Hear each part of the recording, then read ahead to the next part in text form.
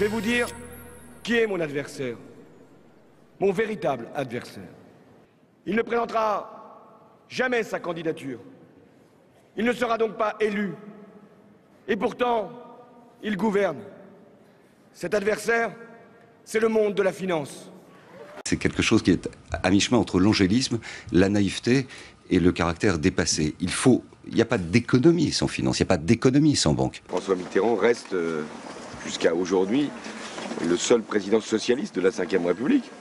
Donc mon devoir de candidat, c'est à la fois de rappeler ce qu'il a fait et en même temps de comprendre comment il a fait.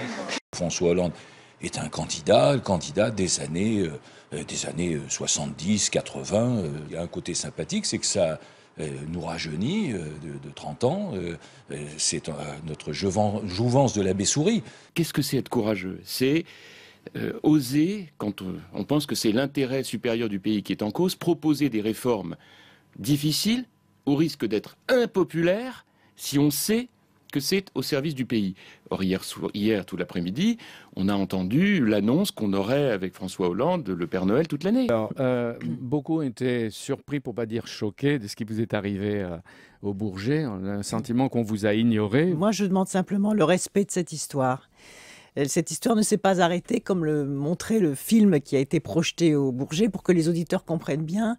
Et ce film a arrêté l'histoire des socialistes en 2002.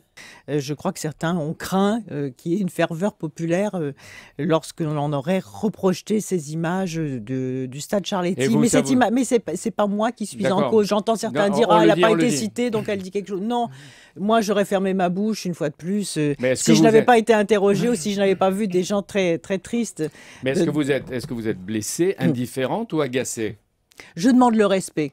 Voilà, c'est tout, et assez fermement. Présider la République, c'est être viscéralement attaché à la laïcité.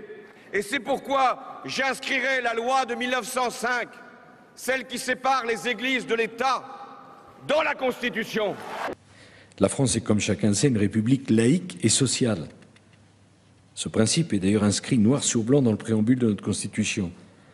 Certains seraient bien inspirés de relire de temps en temps le texte de notre loi fondamentale.